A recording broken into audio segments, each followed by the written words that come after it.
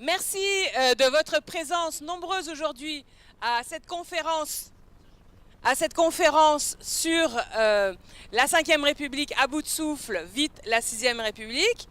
Vous le savez, c'est un sujet qui est très important dans l'histoire et la vocation politique de notre formation.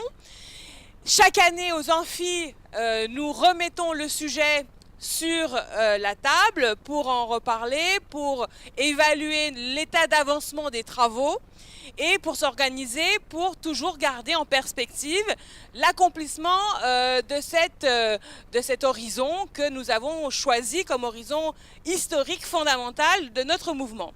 Cette année, j'ai le plaisir d'être accompagnée dans cet exercice par une tablée vraiment exceptionnelle d'intervenantes et d'intervenants que je remercie de leur présence. Alors, compte tenu du fait que vous l'avez vu, il y a actuellement quelque part dans le monde une assemblée constituante qui est en cours d'adoption, on l'espère, d'une nouvelle constitution.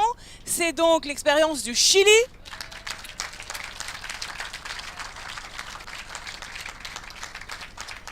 Et pour nous en parler, nous avons vraiment la joie de pouvoir accueillir Carolina Cerda Guzmán, qui est maître de conférence à l'Université de Bordeaux, qui est l'auteur de manuels en droit constitutionnel. C'est une constitutionnaliste, mais elle est aussi une fine connaisseuse du processus constituant chilien, et elle a même traduit en français le projet de constitution qui est soumis à référendum le 4 septembre. Et on donnera le lien pour que vous puissiez, si ça vous intéresse, aller étudier ce texte-là en français. On a aussi avec nous Alphée Roche-Noël. Alphée Roche-Noël est un essayiste, il est juriste de formation et il écrit des livres fantastiques. Et le dernier, c'est un livre que je vous recommande chaudement qui s'appelle « La France contre le monarque », qui reprend l'histoire de France depuis l'an 1000 et qui montre un mouvement pendulaire de mouvement entre le peuple français dans son ensemble comme collectif et le monarque, l'individu qui capte le pouvoir.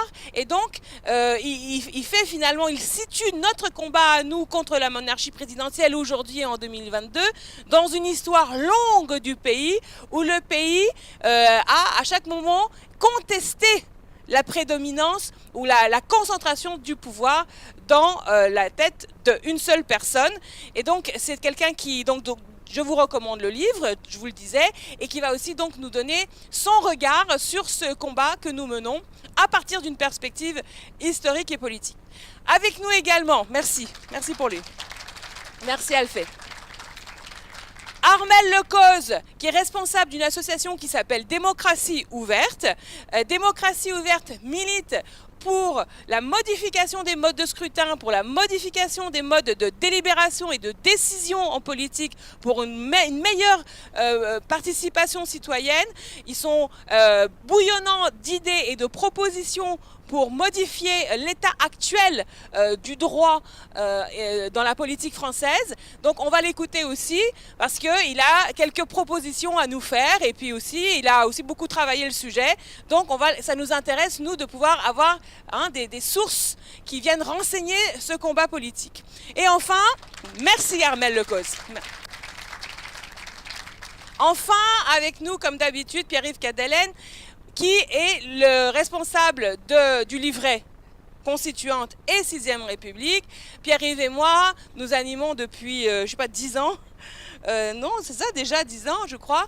Le travail au sein de la France Insoumise et de ce qui était avant. Comment on s'appelait avant? Je sais plus. On a eu plein de noms. Toujours, c'est ça. Plein de noms différents, mais toujours le même horizon. Et donc on a travaillé en 2012, en 2017, en 2022, notamment sur le programme présidentiel de Jean-Luc Mélenchon sur la question spécifique de la Constituante et de la 6e République. Et puis moi, je m'appelle Raquel Garrido et je suis ravie d'être avec vous aujourd'hui. Je vous propose qu'on commence tout de suite en se plongeant dans l'expérience qui est actuellement en cours au Chili avec Carolina Cerda Guzmán.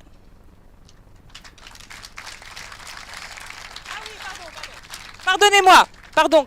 Il y aura, parce que l'Assemblée constituante que nous avons en tête nécessairement devra être le fruit d'une sollicitation qui dépasse largement le cadre et le périmètre politique de notre mouvance. J'ai pensé que peut-être que Rachida Dati, qui était tout à l'heure dans la conférence avec Hugo Bernalicis et qui a, lorsqu'elle était garde des Sceaux, provoqué une première série de réformes constitutionnelles en 2008, je vais penser que peut-être ce serait utile qu'elle vienne nous donner un peu son état d'esprit sur cette idée de constituante et 6e République. Donc, elle est actuellement en conférence de presse. Si jamais on arrive à la choper, je compte sur vous quand même pour être gentil. Ouais. Hein, on s'écoute parce que si on n'est pas capable de s'écouter aux amphis, on ne sera pas capable de s'écouter à l'Assemblée constituante, hein, les amis. Donc, bon.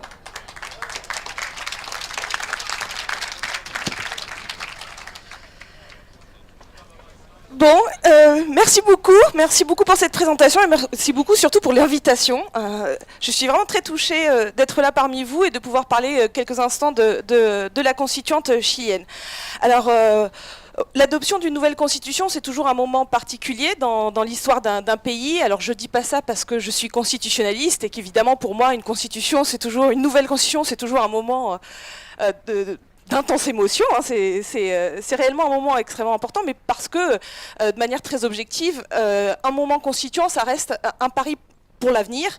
Et dans le cas chilien, la nouveauté qui se présente à eux, elle est immense. Elle est immense parce que je peine à lister tous les adjectifs permettant de qualifier le nouveau régime que veut mettre en place la constituante. Si le oui l'emporte lors des prochaines élections, lors des prochains référendums, le Chili sera une république bien sûr démocratique, mais surtout sociale. Elle sera participative, elle sera écologique, elle sera féministe, elle sera inclusive, elle sera régionale, elle sera transparente, et j'en passe encore. Alors, le changement est très important, mais ici, avant de vraiment traiter le fond, et je pense que c'est ce qui va nous lier dans cet atelier ici, c'est un peu de savoir comment et pourquoi on en est arrivé là au Chili. Alors vous le savez certainement, le Chili a connu une époque dictatoriale très, très dure qui s'est marquée par sa dimension militaire mais aussi néolibérale.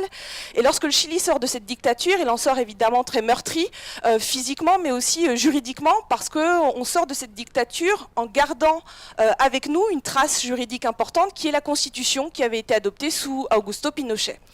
Et cet héritage, il va peser très lourd. On va se le traîner, cette Constitution pendant plus de 30 ans, 40 ans, et cette constitution, au fur et à mesure, elle va poser de plus en plus de problèmes. On va essayer d'effacer l'empreinte pinochetiste de la constitution à travers plusieurs réformes. Donc ça, c'est important de comprendre que ce texte, on voyait qu'il était problématique, on a essayé de le retoucher. Et malgré tout, il restait la philosophie centrale dans le texte et qui, elle, impliquait un changement important et un changement complet de constitution. Alors, à partir des années 2000, au Chili, on va connaître une série de grandes manifestations qui vont montrer la colère du peuple et qui va permettre de soulever les problèmes liés à cette constitution. Mais elles n'ont jamais permis de faire un basculement complet. Et le basculement complet, il va venir en octobre 2019. Alors, tout d'abord d'une cause qui peut paraître anodine, qui est la hausse du prix du ticket de métro à Santiago, mais qui va finalement être un déclencheur très très important et qui va donner naissance à ce que l'on a appelé, nous, au Chili, el estallido social, c'est-à-dire l'explosion sociale. Alors, très rapidement, les principaux partis politiques vont se mettre d'accord, mais comme ils se méfient les uns des autres, des règles du jeu vont être mises en place. Et une première règle du jeu a été de s'assurer qu'à chacune des étapes, le peuple soit consulté. Donc le peuple est consulté dans un premier temps le 25 octobre 2020 pour un référendum dans lequel on pose deux questions au peuple chilien. Souhaitez-vous changer de constitution ? Première question. Deuxième question, si oui, comment voulez-vous procéder ? Voulez-vous procéder avec une assemblée constituante intégralement élue ou voulez-vous procéder à ce qu'on a appelé une convention mixte, c'est-à-dire un mélange des députés déjà élus plus des nouveaux membres ? À ces deux questions, la première question l'emporte 78% pour le oui, donc on veut changer de constitution, donc ça c'est acté. Et ensuite, à la deuxième, 79% en faveur d'une assemblée constituante intégralement élue. Et puis, donc, on va procéder à l'élection de ces membres, de ces 155 membres initialement, les 15 et 16 mai 2021. Alors, l'élection en elle-même, elle est très intéressante parce qu'elle va annoncer la couleur. On avait déjà réglé le fait qu'elle soit élue à la proportionnelle, et en permettant la candidature d'indépendants. Et ces indépendants vont être très nombreux dans l'Assemblée, environ 60 indépendants dans l'Assemblée sur 155, ce qui est énorme. Deuxième règle, on impose la parité stricte, et on y est parvenu avec des règles sur lesquelles je pourrais revenir, mais il y a une règle qui a été mise en place pour parvenir à cette parité, et donc on y est arrivé. Et ça c'est une innovation majeure, hein, parce que c'est la première assemblée constituante paritaire dans le monde. Et puis ensuite, 17 sièges ont été réservés aux représentants des peuples originaires. Et ça aussi, je pense qu'il faut le comprendre, c'est pas simplement un effet de mode ou en tout cas quelque chose qui paraissait logique du point de vue extérieur. Quand on est chilien, quand on a vécu au Chili, on sait à quel point c'était pas logique, c'était pas du tout gagné et que ça a été vraiment une avancée majeure. Et ce qui est intéressant, sur lequel j'aimerais revenir, c'est qu'une fois élus, donc les membres de l'Assemblée vont s'organiser. Ils avaient un timing très serré, 1 an maximum, et c'est extrêmement court comme délai, hein, quand on compare à d'autres processus constituants. Et malgré tout, malgré ce délai serré, et je voudrais insister là-dessus, ils ont quand même tenu à maintenir une participation du peuple tout au long du processus. C'est-à-dire, par exemple, à travers des auditions. Toutes les commissions qui se sont instaurées ont mis en place des auditions d'experts, bien évidemment, ce serait attendu, mais pas seulement, vraiment des auditions de représentants d'associations, des représentants de comités de quartier, même des enfants ont été auditionnés pour qu'ils puissent s'exprimer également. Des sessions ont été délocalisées, donc elles ont eu lieu à Santiago, la capitale, mais également dans le sud et dans le nord, pour que chacun puisse également se participer. Il ne faut pas oublier que le Chili, c'est plus de 4500 km de long, donc il faut pouvoir s'approcher du peuple. Et puis, il y a eu également une initiative populaire de normes qui a permis à des citoyens qui avaient 15 000 signatures de proposer tout cela. Alors, voilà, je vois ça, juste un petit descriptif de comment ça s'est organisé. Tout n'était pas rose, il y a eu des couacs, il y a eu des difficultés. Mais moi, en tout cas, ce que je tiens à saluer de ce processus, c'est que malgré tout, à une assemblée d'hommes et de femmes, en 1 an, en maintenant une exigence démocratique, on malgré tout réussi à rédiger une constitution. Déjà en cela, c'est déjà pratiquement un miracle constitutionnel. Et là-dessus, je pense qu'il y a beaucoup de choses à apprendre du processus constituant chilien, en espérant qu'il nous donne des leçons positives, parce que tout résultera du référendum du 4 septembre. On verra bien ce qu'il en sera. Merci beaucoup.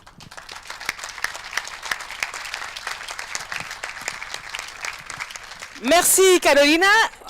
Je passe la parole maintenant à Alphée Roche-Noël.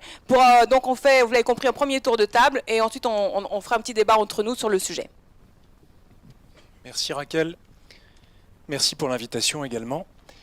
Carolina, tu as parlé de traces et je pense que c'est important, des traces géographiques en ce qui concerne le Chili pour nous Français et des traces historiques aussi. Le Chili avec cet héritage dont tu as parlé. Et nous, avec un héritage également complexe et quelquefois plus complexe qu'on ne peut le penser, compte tenu de la vulgate habituelle qu'on nous ressort pour justifier le régime constitutionnel dans lequel nous sommes actuellement. Et moi, ce qui a suscité le travail que j'ai fait, un travail historique, pas exactement un travail d'historien compte tenu de ma formation, eh bien, c'est un sentiment de révolte profond face à cette idée qui est constamment resservie, qui veut que la France, j'entends par là la société politique française, ait été construite par ses monarques, rois, empereurs, présidents. C'est très conforme du reste à la vulgate gaulienne, puisqu'on se rappelle que dans ses mémoires d'espoir, il se tenait, expressis verbis, solidaire des Capétiens, des Mérovingiens, etc. Donc ça montre cette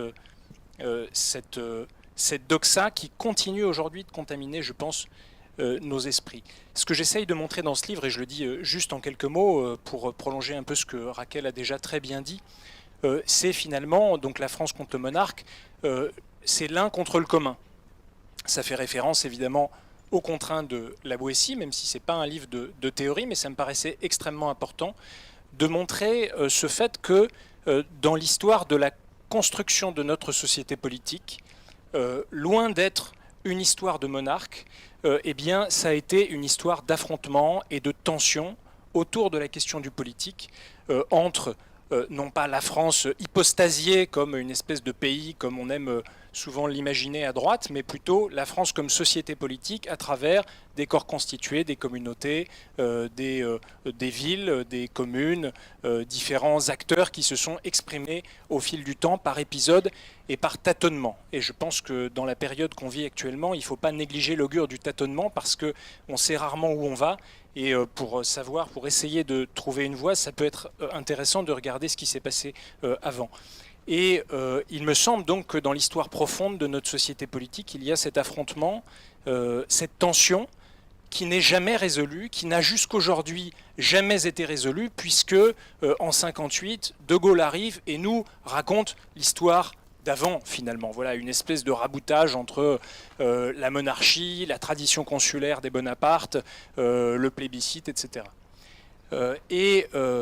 Finalement, c'est une histoire qui est pas exactement chaotique, plus exactement tâtonnante, celui non pas d'un affrontement ouvert entre le peuple et la monarchie, mais plutôt d'un long décilement qui va conduire non pas les Français des républicains précoces, mais à se découvrir peu à peu dans une opposition avec un monarque qui, par hypothèse, va tenter de concentrer tous les pouvoirs.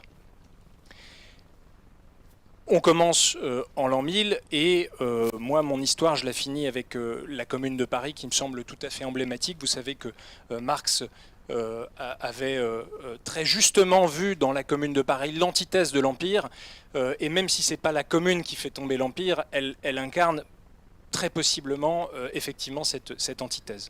Pourquoi est-ce important ? Eh bien, ça paraît très important en ce moment de revoir l'histoire à cette aune-là, parce que la tension dont je parlais tout à l'heure n'est toujours pas résolue et finalement on en vit encore aujourd'hui les soubresauts.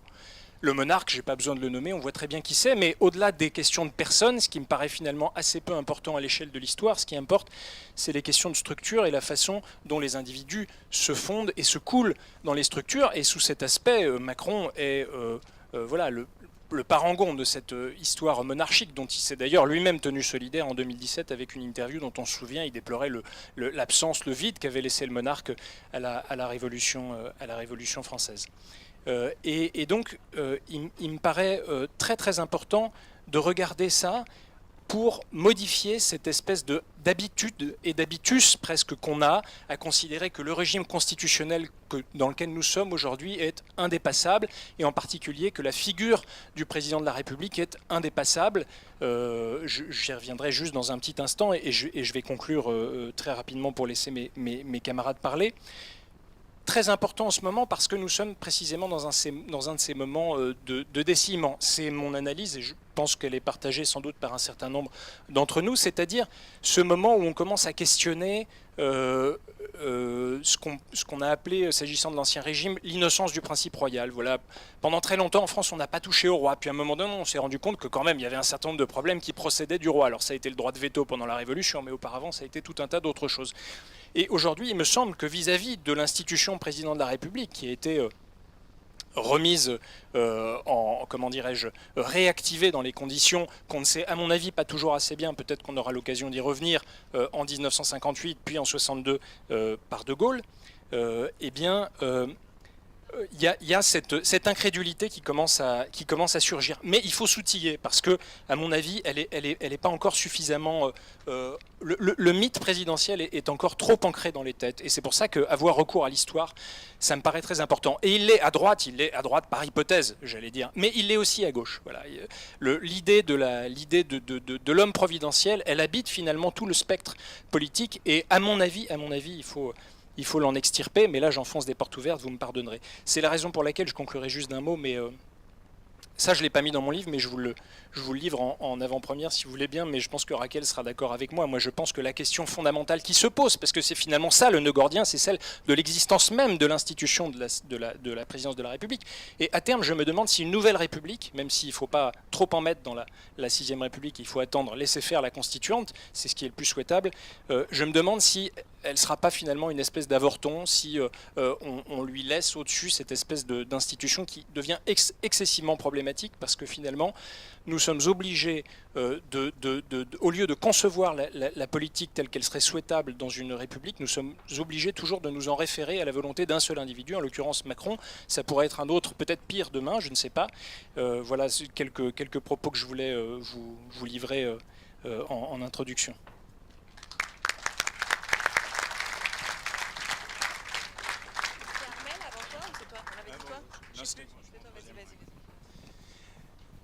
Bon, alors effectivement, tu termines sur cette question de la présidentialisation excessive, de la place du président dans le régime de la Ve République, et je crois qu'il y a là une question structurelle extrêmement importante. Et tu disais les structures importent, et les individus également. Marx disait que les individus étaient les supports des structures, donc ils importent en tant que tels.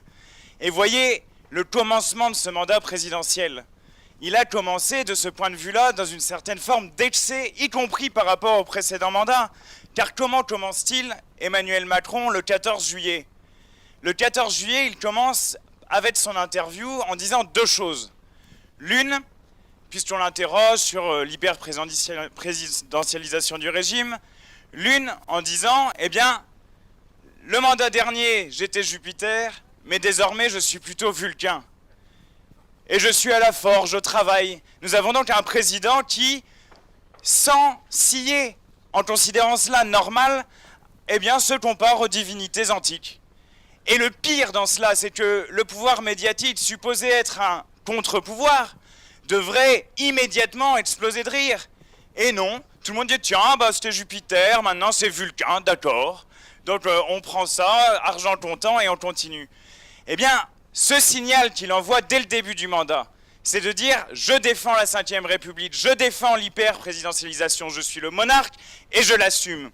Il s'est toujours inscrit, et on a écrit des textes là-dessus, toujours inscrit dans une historiographie et un récit national de la France auquel son roi manquait.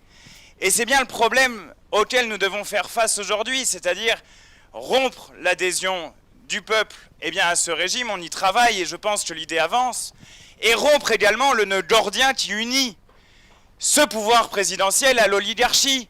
Car il faut bien voir que dans le régime de la Ve République, le lien entre certains milliardaires, entre le pouvoir de l'argent et le pouvoir politique, le problème essentiel.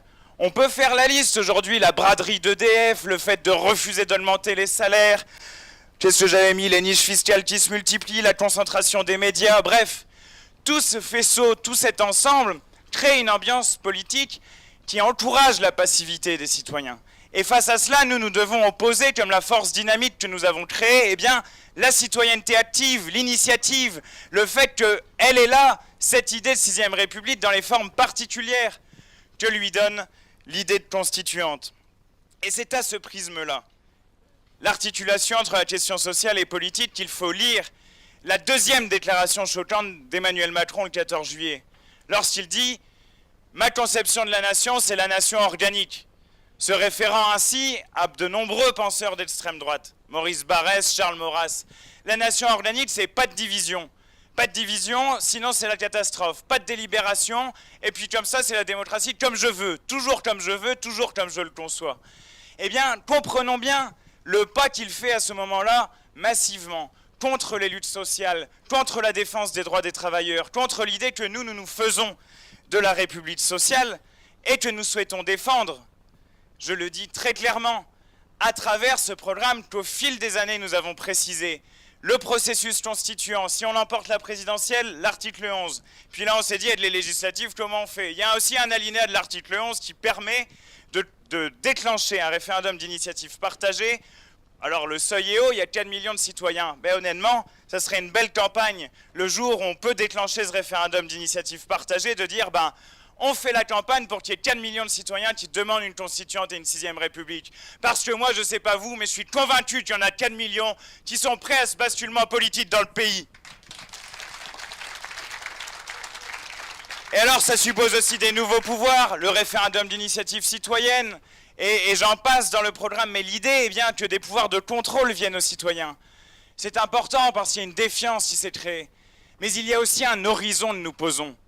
Lorsqu'on dit articulation des droits politiques et des droits sociaux, c'est de dire, à l'heure de l'urgence écologique, à l'heure où de plus en plus de personnes dans notre pays sont plongées dans la pauvreté et la misère, eh bien, il est essentiel que la France s'avance, suivant le Chili, et que la France déclare, comme elle l'a fait auparavant, de nouveaux droits, des droits qui correspondent eh bien, à la question écologique, des droits qui correspondent à l'ampleur prise par la question sociale.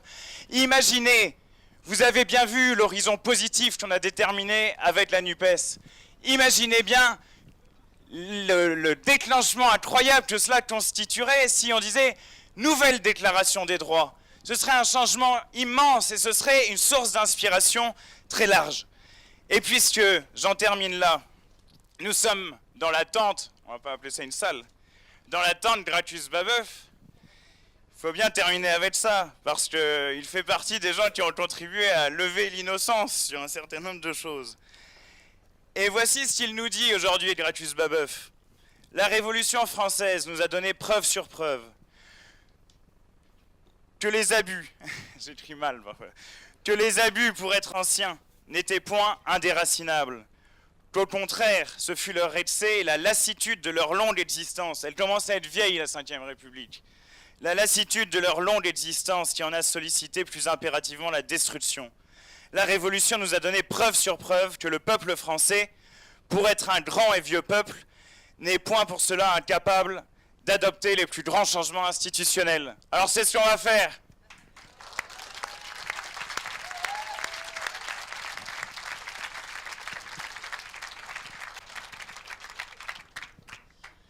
Merci beaucoup et merci pour l'invitation. J'aimerais savoir qui parmi vous était à la conférence sur McKinsey, les cabinets de conseil, juste derrière, juste avant.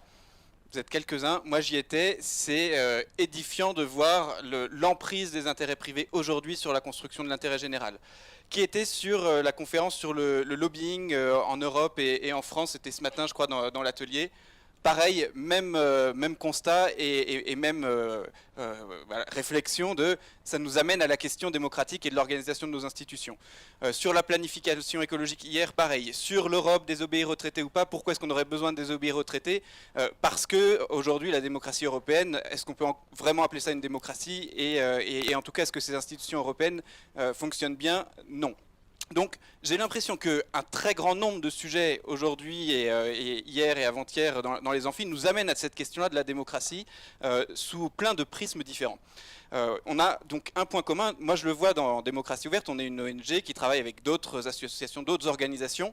Qu'est-ce qu'on constate? C'est que pour toutes les luttes, on a des plafonds de verre qui sont des plafonds de verre institutionnels, qui sont des plafonds de verre sur les questions féministes, sur les questions de lutte antiraciste, sur les questions des quartiers populaires. À chaque fois qu'on veut obtenir quelque chose, on n'arrive pas à l'obtenir parce qu'on a ces intérêts privés qui sont plus forts que la construction de l'intérêt général.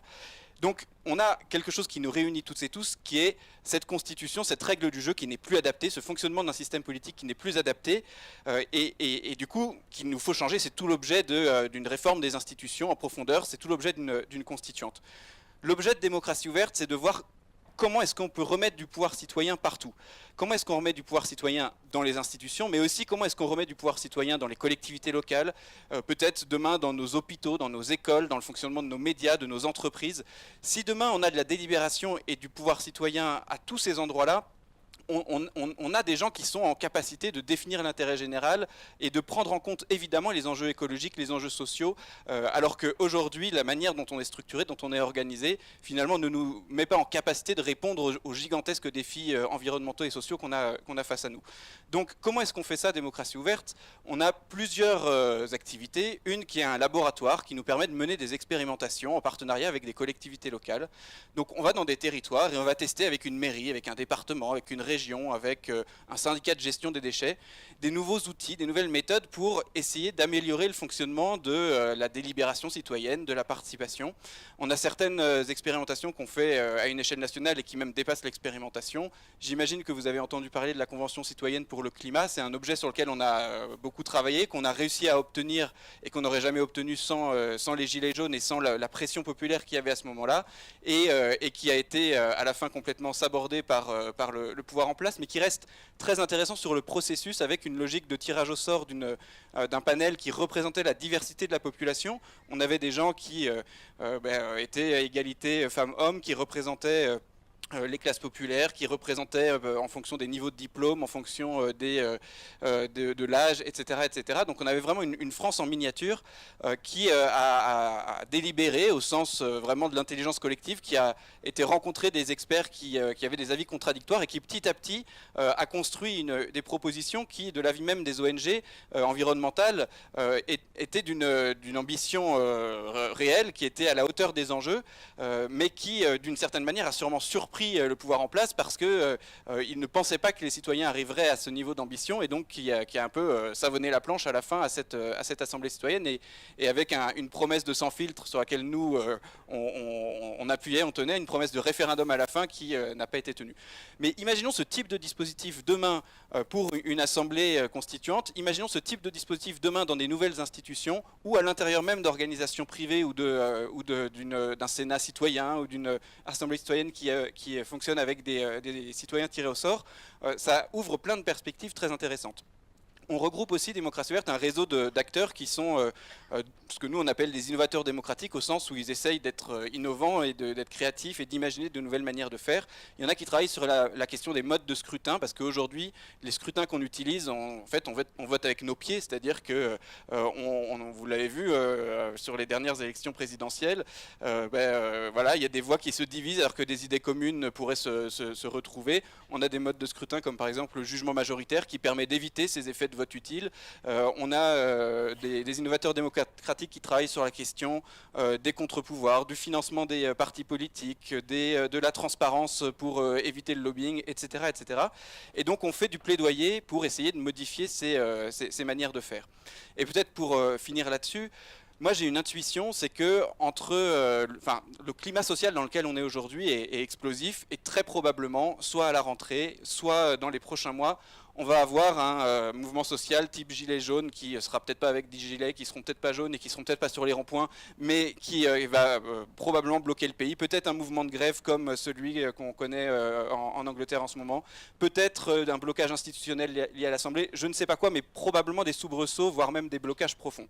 À ce moment-là, je pense que le mot d'ordre, ça doit être celui d'une constituante citoyenne. Ça doit être celui de changer la règle du jeu et de changer le fonctionnement de nos institutions. Et quand on regarde l'histoire des constituantes, la plupart du temps, c'est au moment où il y a un blocage que cette porte de sortie peut exister. Et donc on travaille sur un scénario que je ne détaillerai pas ici, mais ça pourra faire l'objet de nos discussions, qui pourrait être un objet commun au mouvement social, aux différents mouvements politiques de gauche, peut-être demain à des ONG, et qu'on prépare ensemble, et que le moment où ce blocage survient, et évidemment il faut aussi contribuer à le faire survenir dans la rue, dans l'espace public, à l'Assemblée nationale, mais le moment où ça se déclenche, là il faut qu'on ait un mot d'ordre commun qui soit celui-là pour déclencher un processus de révision totale de nos institutions.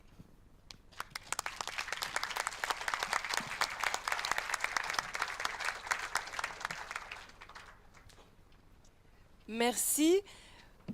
Je rebondis et je poursuis l'idée que vient de développer Armelle sur l'idée de crise sociale et institutionnelle qui provoque un bouleversement majeur. Je pense que c'est exactement la période dans laquelle nous sommes. Et nous sommes convoqués à des modalités d'action politique aujourd'hui qui, je crois, sont un peu différentes de celles auxquelles nous étions confrontés après 2012, lorsque nous avions perdu l'élection en 2012, puis ensuite 2017, lorsque nous avions perdu l'élection en 2017. Vous savez que ça fait des années que nous proposons un mécanisme de convocation de l'Assemblée constituante qui passe par l'élection de Jean-Luc Mélenchon, ou du moins d'un ou d'une candidate favorable à l'élection la convocation d'une constituante, sur le fondement de l'article 11 de la Constitution qui le permet. Donc en 2012, on a perdu, on dit oh ben c'est pas grave, on attend 2017. Et en 2017, on a dit on attend 2022. Aujourd'hui, je suis convaincue que nous ne pouvons pas attendre 2027.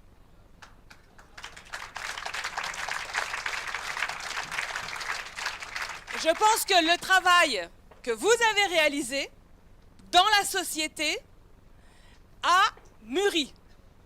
Je constate que, par exemple, dans le mouvement des Gilets jaunes, qui est probablement le mouvement social le plus puissant et dégagiste qu'a vécu l'Europe dans les 50 dernières années, je constate que les mots d'ordre qui ont été sécrétés par ce mouvement étaient certes de nature à revendiquer plus de justice sociale avec le rétablissement de l'ISF, mais également et concomitamment de situer l'enjeu au niveau du pouvoir du peuple en revendiquant le RIC, référendum d'initiative citoyenne.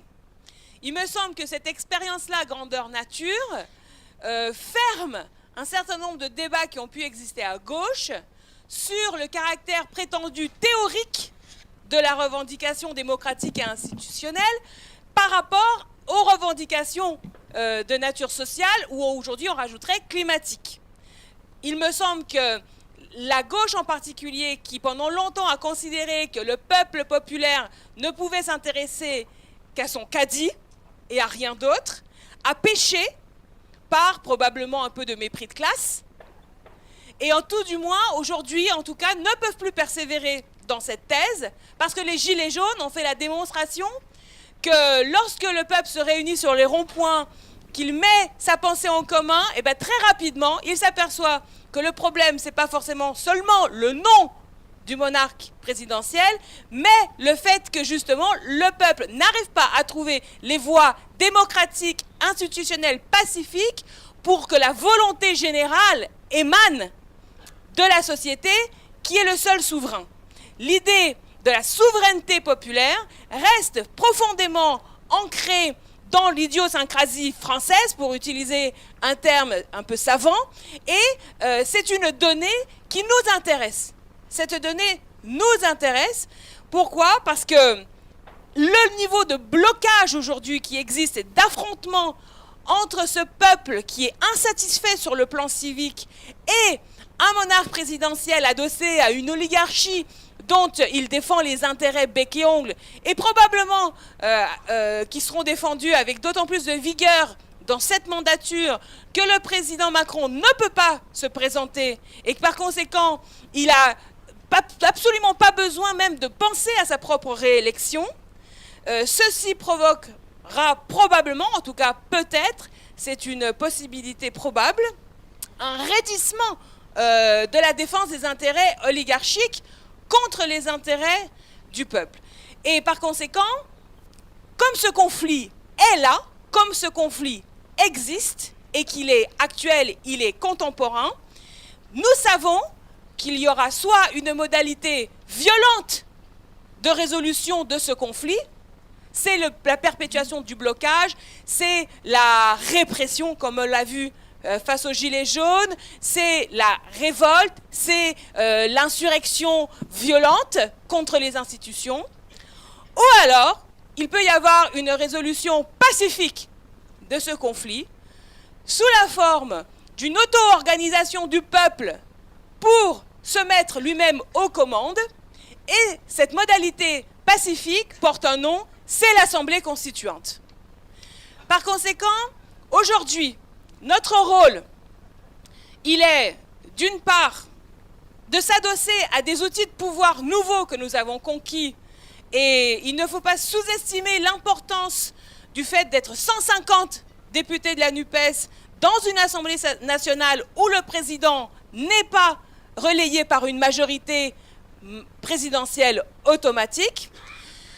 Et évidemment, la capacité de ce groupe-là d'influer la société elle-même par un espoir que les mobilisations sociales pourraient déboucher sur quelque chose d'utile à l'Assemblée nationale. Donc nous avons cet outil qui est d'ordre institutionnel et qui commande quand même d'être toujours prêt en cas de dissolution, c'est-à-dire qu'en cas de dissolution, qui est une des hypothèses de travail, nous sommes prêts immédiatement à repartir au combat, et cette fois évidemment en espérant d'avoir davantage de députés et pourquoi pas la majorité et donc la victoire.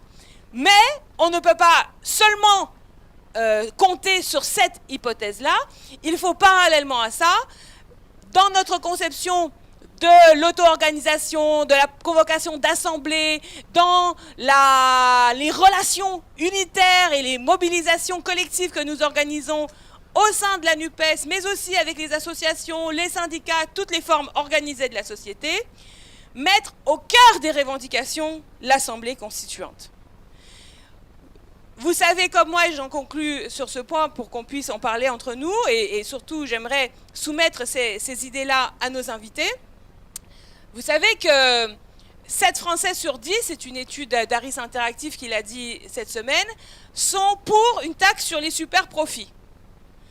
Donc, si nous étions dans un régime démocratique, il y aurait déjà une taxe sur les super profits. D'accord? Parce que la volonté de 70% des Français serait mise en œuvre. Donc, quand nous combattons pour des mesures qui aident les Français face à la vie chère, on ne peut pas se contenter des revendications sociales, il faut concomitamment poser la question démocratique, qui est un des éléments qui explique les injustices et l'accaparement des richesses par certains au détriment de tous les autres. Et quelque part, il nous faut désinsoumiser la revendication constituante. La revendication constituante a été portée par Jean-Luc Mélenchon et la France Insoumise depuis maintenant de très nombreuses années. Le moment est venu que cette revendication soit portée bien au-delà des murs de la France Insoumise. Déjà par toute la NUPES, ça c'est déjà un point très important, mais aussi, et c'est très important, le mouvement social organisé, classique, traditionnel, qui est confronté au même problème que tous les Français, qui est que les mobilisations, les grèves, les pétitions se trouvent face au mur de la monarchie présidentielle et à l'impunité politique dont jouit le président du fait des textes de la Constitution. Donc, si nous mettons ceci en mutualisation, si nous mettons ce combat en partage, si nous jouons notre rôle d'animation de ce débat dans le pays, je pense que nous sommes à la hauteur de notre rôle historique. Et ne pas le faire, à contrario, c'est s'exposer à ce que, je le disais à l'instant, que le blocage provoque un tel niveau de bordélisation et de chaos dans le pays, que ce soit une option autoritaire qui vienne résoudre le conflit et tenter de l'éteindre, option autoritaire et donc violente, puisque les Français ne se laisseront pas enfermer, ratiboiser, censurer, sans rien dire, comme ça. Voilà. Donc, j'invite mes invités à soumettre leurs observations sur cette idée-là, parce que souvent on m'a dit que non, mais c'est pas pour tout de suite, c'est pour après. C'est toujours après la constituante. C'est toujours jamais le bon moment, c'est toujours pas le contexte historique idoine, mais non. Donc, moi je pense à l'inverse, que si on ne le fait pas, d'abord, si ce n'est pas nous, qui? Et si ce n'est pas maintenant, quand?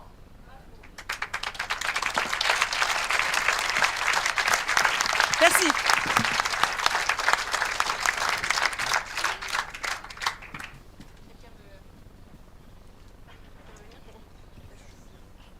Juste pour réengager le débat. Je ne sais pas si vous m'entendez. Moi, je ne m'entends pas très bien, mais c'est bon.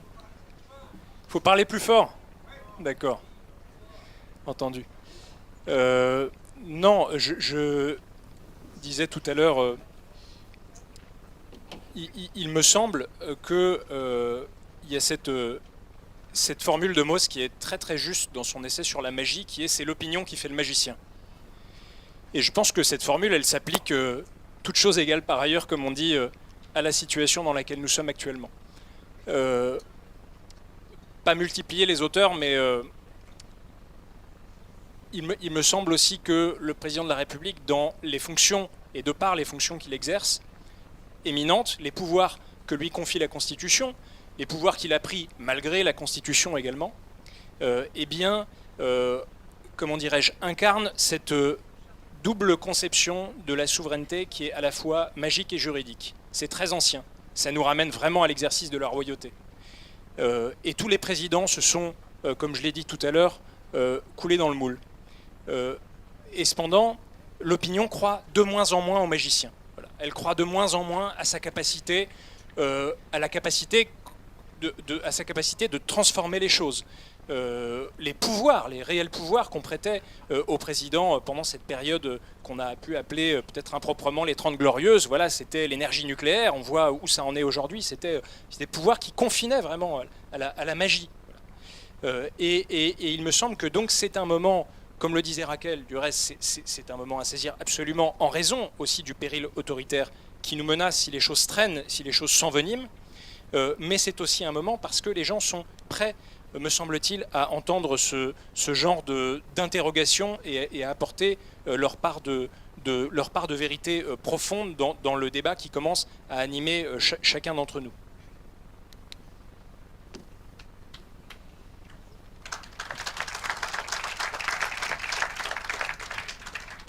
Moi aussi, j'aurais voulu un peu partager quelques retours de l'expérience chilienne et sur la question du moment et les nombreuses fois auxquelles on t'a répondu c'est pas le moment, c'est pas le moment, c'est pas le moment. Je pense que ça, c'est toujours quelque chose d'extrêmement délicat à pouvoir percevoir le bon moment de se poser cette question, mais je pense aussi que ce moment, il se construit, il se nourrit et qu'il s'alimente. Ce moment où la constituante apparaît comme une évidence. Et moi, je fais ce constat depuis l'expérience chilienne où au Chili, pour qu'on comprenne également pourquoi on en est venu à cette révision, il faut comprendre qu'il y avait eu déjà avant des constats extrêmement partagés des défauts d'une constitution, mais cela... les défauts de la 5e, on est déjà, je pense, assez nombreux à pouvoir les faire. Et malgré tout, ça ne suffit pas de critiquer un texte pour qu'on en vienne à ce moment où on le change. Et je pense qu'au Chili, il y a eu aussi deux éléments. C'était que le mouvement social au début donc de cet estallido social n'était pas la constituante. C'était, comme je l'ai dit, les tickets de métro, puis ensuite ce sont été des problèmes sociaux. Mais très rapidement, le mouvement lui-même a intégré que la seule réponse à l'ensemble de leurs problèmes était la constituante. Et c'est quand le mouvement social lui-même intègre cette donnée comme une évidence et qu'il l'impose au débat politique que ça le devient. Mais ça, il faut vraiment le nourrir avant, il faut le diffuser, il faut que ça soit inscrit au sein du mouvement social pour que de lui-même il l'impose aux classes et aux partis politiques. Et il ne faut pas attendre que tout le monde soit d'accord. Au Chili, tout le monde n'était pas d'accord en octobre 2019 pour qu'on change de constitution. Mais c'est parce que c'est le mouvement social qui l'a imposé et qui ensuite l'a repris. Et c'est lui-même, avant même que les partis politiques s'organisent, mais à travers ce que nous au Chili on appelle des cabildos, qui sont des petites réunions autogérées, qui s'organisent de manière tout à fait autonome, qui eux-mêmes ont décidé, discutons-en. Pourquoi il nous faut une nouvelle constitution et quels sont les arguments qu'il faut que l'on mette en avant pour défendre l'idée d'une nouvelle constitution. Et ça, je pense que ça c'est important, que ça se diffuse, mais que ça soit aussi le mouvement lui-même qui le porte comme une évidence. Voilà.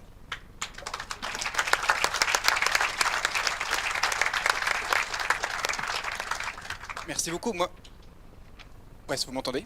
Super. En réaction, moi je suis complètement d'accord sur il faut désinsoumiser la constituante et la 6ème République. Il faut probablement la nupiser, oui. Il faut probablement aussi la gilet jauniser, la ONGiser, et je pourrais en faire beaucoup comme ça. Et ça veut dire accepter aussi peut-être de la remettre sur l'établi, de la retravailler, de la mettre en débat. Globalement, mon regard à moi sur le projet de constituante qui est dans l'avenir en commun, c'est que elle est à 95% bien construite, il y a les bons éléments. J'ai l'impression qu'elle peut évoluer sur certains aspects, et c'est ça que je voudrais vous livrer, mais je sais qu'on n'est pas forcément d'accord, et c'est vraiment pour le mettre en débat. Par exemple, un des enseignements de la Convention citoyenne pour le climat, ou d'autres expériences de démocratie délibérative, c'est-à-dire cette démocratie où on prend le temps de la construction d'un avis avec des gens qui viennent de la société, qui ont été tirés au sort pour ça. c'est que avoir une facilitation et avoir des facilitateurs professionnels, qui sont du coup neutres et qui sont diversifiés, avoir un comité de pilotage ou un comité de gouvernance pluraliste et indépendant, ça permet potentiellement de gagner du temps et d'éviter ce qui se passe dans beaucoup de cas, et c'est le cas à l'Assemblée nationale par exemple, la logique d'avoir des partis politiques qui envoient des candidats, du coup un rapport de force qui se retrouve dans une assemblée et une logique de rapport de force qui peut se retrouver ensuite à bloquer des débats, à bloquer des avancées. Et loin de moi l'idée de dire que la politique c'est pas du rapport de force. Évidemment que oui, la politique c'est du rapport de force à certains moments, mais par contre c'est intéressant aussi d'aller utiliser des outils d'intelligence collective ou des méthodes de gouvernance partagée. Une qu'on pratique par exemple, c'est ce qu'on appelle les prises de décision par consentement, c'est-à-dire on n'essaye pas d'avoir une majorité qui va imposer une décision à une minorité à 51-49, mais on essaye de trouver une solution sur laquelle personne n'a d'objection fondamentale. C'est pas la solution parfaite, c'est une solution qui est à peu près OK pour tout le monde. Et ça, c'est possible uniquement dans un processus facilité avec des facilitateurs formés à ce type de méthode-là. Et c'est le genre de choses qu'on peut utiliser. Nous, on l'a testé par exemple avec la mairie de Poitiers, avec des élus, des agents du service public, des citoyens tirés au sort, des citoyens d'instances participatives, donc qui avaient des casquettes très différentes. Et en utilisant ces outils et ces méthodes-là, on arrive à des résultats super intéressants. Je ne sais pas à quel point ça peut s'appliquer tel quel à une constituante, mais je pense qu'il y a des choses intéressantes à aller piocher là-dedans. Il y a au moins une personne d'accord avec moi. Peut-être un autre... J'aime bien quand on parle de processus constituant au sens où il y a évidemment l'Assemblée en elle-même, mais en amont de l'Assemblée, c'est essentiel de faire bouger toute la société. Et je sais que c'est dans le projet de la France Insoumise, mais d'aller faire des groupes locaux, d'aller faire des caravanes, d'aller faire des cahiers de doléances, d'aller faire des choses en ligne, des choses en fait à tous les endroits pour que tout le monde s'empare de ce sujet-là. Et je pense que ce qui est intéressant et qui, à mon avis, n'est pas encore dans le projet, c'est d'avoir des phases qui soient concomitantes. C'est-à-dire on commence l'Assemblée quand cette partie de débat grand public est encore en cours pour qu'il puisse y avoir un dialogue entre cette espèce de mini-public et ce grand public. Et évidemment, un autre élément essentiel, c'est de sécuriser le référendum à la fin. Nous, c'est ce qu'on n'avait pas réussi à faire avec Macron et la Convention citoyenne pour le climat, et du coup, le référendum a été sabordé. Mais il faut que là, du coup, juridiquement, au lancement de la Convention, de la Constituante, on soit sûr que ça se termine par un référendum et qu'il ne puisse pas y avoir d'autres issues possibles. Voilà quelques éléments d'amélioration ou en tout cas de points d'attention à avoir à mon avis. Merci. Je propose qu'on prenne une série de questions, d'interventions courtes de la salle. Julie Elmokrani Thomasson va se charger de passer le micro et ensuite nous reprendrons la parole pour une dernière fois.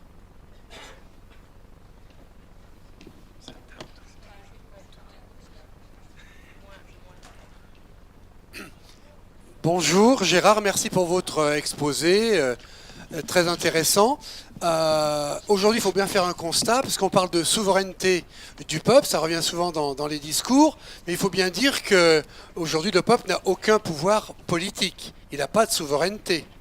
Et si le peuple est souverain, il serait peut-être intéressant de lui donner une part de souveraineté. Alors, il y a une nouvelle proposition qui est intéressante, qui s'appelle le RIC constituant et qui serait très bénéfique et qui me semble au niveau du processus être supérieur à l'Assemblée constituante, bien que pas antinomique du tout. Bien évidemment, moi je suis pour un changement de constitution. Alors qu'est-ce que c'est on active aussi l'article 11, mais pour modifier uniquement l'article 89. Je ne rentre pas dans les détails, mais en tout cas ça permet l'initiative. On parlait de taxer les superprofits. Eh bien ma voisine ou monsieur, tout seul, peut faire une proposition de loi. Elle est vérifiée par le tribunal d'instance si juridiquement c'est écrit correctement. Ensuite, il y a une pétition, on va dire 700 000 personnes. Je rappelle qu'un député dans sa circonscription, c'est environ 80 000 personnes dans les circonscriptions. Donc, un député peut proposer une proposition de loi, faire une proposition de loi, et 80 000 personnes ne le peuvent pas. Donc là, c'est 700 000 personnes, ça représente en fait 9 députés, ce qui semble correct comme chiffre, il ne faut pas trop peu et pas trop important. Donc, ensuite, cette pétition est acceptée, on imagine ce scénario, 700 000 personnes, c'est vérifié, effectivement. On déclenche un débat éclairé, les arguments, les pour, les contre. On fait attention aux lobbies des médias, on les contrôle, effectivement, et le référendum est déclenché. Si le oui l'emporte, la décision s'impose. Mais il n'y a pas de passage, et c'est ça où c'est très important, il n'y a pas de passage devant le Parlement, ni le Sénat, ni l'Assemblée. Il n'y a pas de veto du président monarque. C'est ça la différence du RIC constituant. Donc je vous demande d'essayer d'y réfléchir, et il me semble que ça va dans le sens de l'histoire.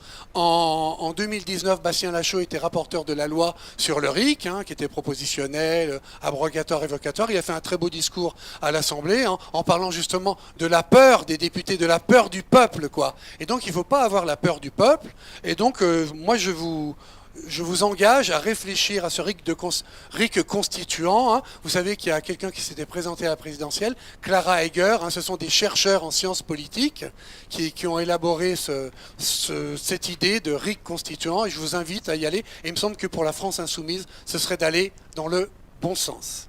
Bravo Gérard. Je vais essayer.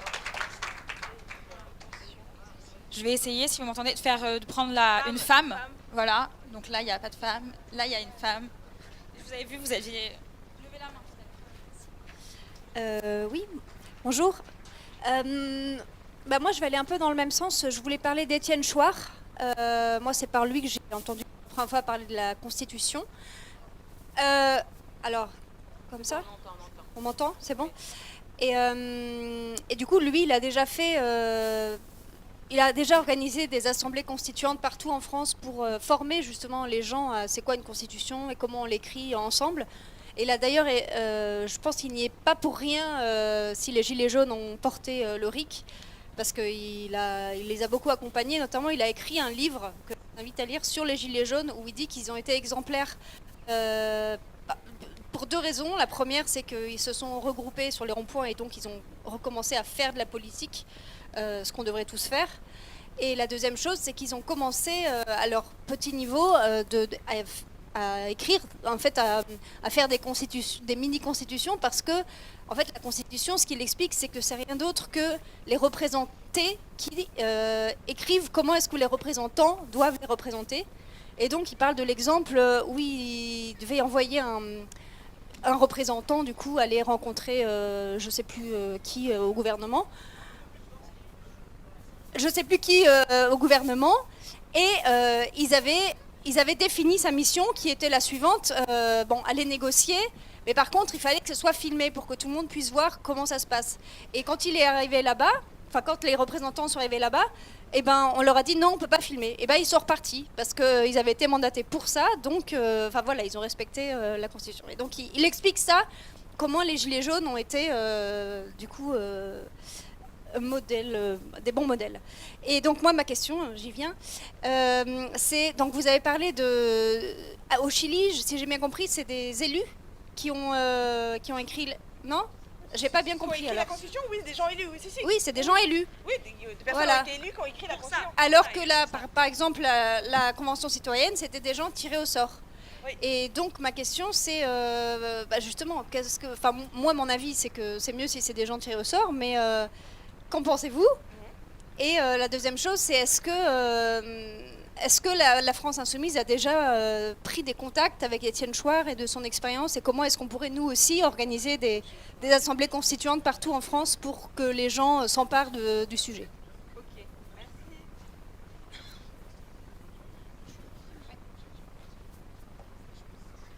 Oui, j'avais une question plus particulièrement sur le Chili. Je voulais savoir s'il y avait eu des modalités précises d'organisation des débats dans le cadre du texte.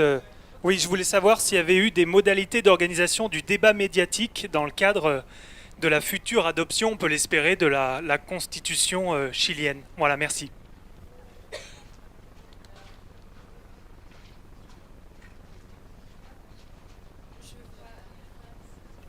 Je parlais comme chilien, j'habite en France depuis 20 ans. Dans la France profonde, j'étais gilet jaune, les gilets jaunes de l'Allemagne, un des plus grands mouvements du centre de la France. Mais a été excellente votre présentation. On a essayé toutes les méthodes, même avec de l'eau, pour choisir différentes sélections. Mais je veux seulement dire un mot. La Constitution, c'est la sortie. Là-bas, on a passé 4 mois à la rue On a arrêté le pays. On a 40 éborgnés. On a même une sénatrice dans ce moment qui est aveugle. O sea, il y a un coût social important. Je crois qu'ici, avec la police que nous avons, nous pouvons nous sortir à ça. Mais c'est pour ça qu'on se doit organiser. On doit être des millions à la rue. Santiago, on était 3 millions en train de chanter El pueblo unido jamás será vencido. Française, vous devez vous réveiller. J'ai vécu la dernière campagne électorale et on est immobilisé. C'est le moment. C'est un moment social difficile. Je le sais, chaque fois que je remplis mon réservoir, sont 120 €. C'est beaucoup de sous. Quand on vit avec 1000, 1300, c'est beaucoup. C'est difficile de venir ici. C'est le covoiturage. Organisez-nous, mais nous devons être des millions à la rue. Même nos députés, 150. Vous ne pouvez faire rien si vous n'avez pas votre peuple derrière vous.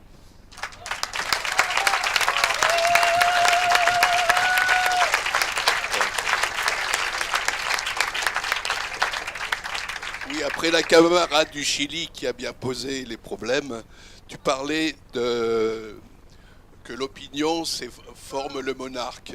Justement, dans la période actuelle, moi je pense qu'il y a des éléments positifs dans le cadre des élections. C'est la constitution de l'Union populaire, avec toutes les forces et la dynamique que ça a fait, des opinions qui allaient des écolos au PC, au PS, France Insoumise, Parti ouvrier, indépendant. Je pense que cet élément de dynamique, c'est un des éléments, parce que entre RIC et représentation politique, l'exemple de la Ve République, ça a quand même été constitué par Debré, qui devait soutenir une aile de la bourgeoisie en France contre l'aile colonialiste.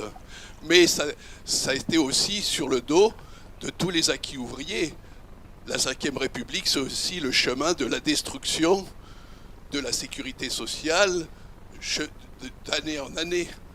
Donc je pense qu'il y a un grand espoir dans la NUP, dans les assemblées de circonscription, qui est un député ou pas.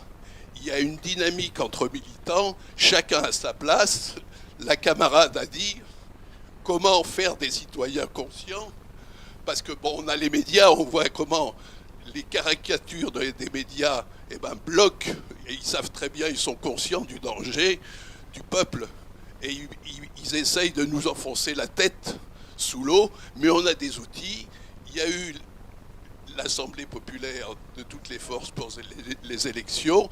Maintenant, à nous d'avancer dans les assemblées. Dans ce qu'a dit Mélenchon dans la marche en octobre, pour l'urgence sociale, je pense que le cheminement, est-ce que ça doit être, comme tu dis, une question de...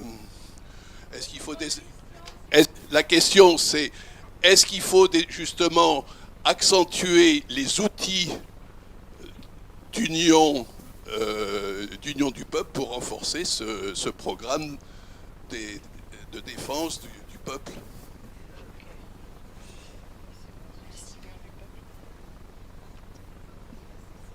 Merci. Moi, j'ai une question très concrète, mais de novice sur le sujet. Qu'est-ce qui pourra faire que ce changement se fait? J'ai entendu parler de constitutif, de constitution, de république. Quel est le lien entre tout ça? Et du coup, concrètement, quand ça va se faire, si ça se fait, mais quand ça va se faire, concrètement, quelles sont les étapes? Et puis, j'ai cru comprendre que vous aviez déjà préparé quelque chose. Est-ce que vous avez déjà une constitution toute prête? Est-ce qu'à un moment, voilà, les citoyens vont aussi y travailler? Voilà, je voulais savoir concrètement comment ça va se passer tout ça. Dernière question. On va prendre encore une question.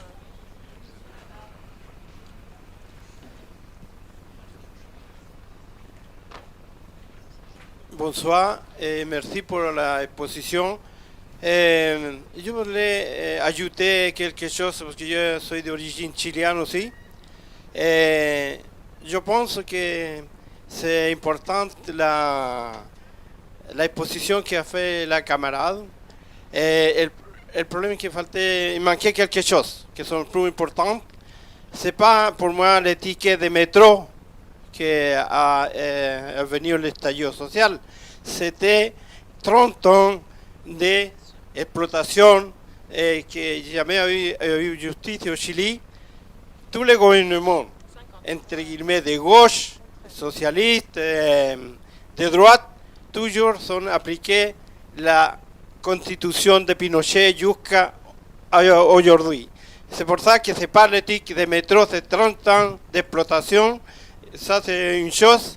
Et l'autre chose, pourquoi aujourd'hui on va changer la constitution?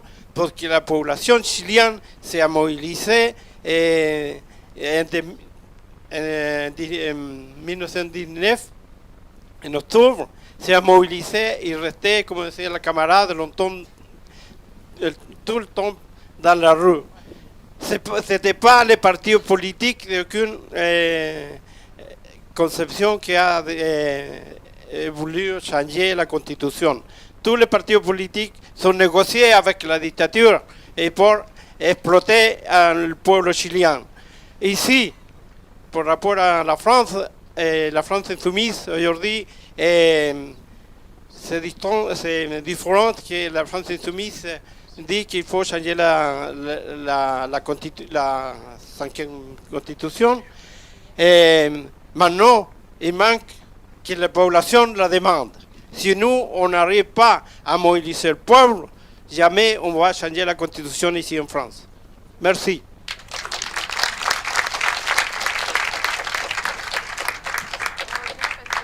Quelqu'un veut intervenir? Dans quel sens on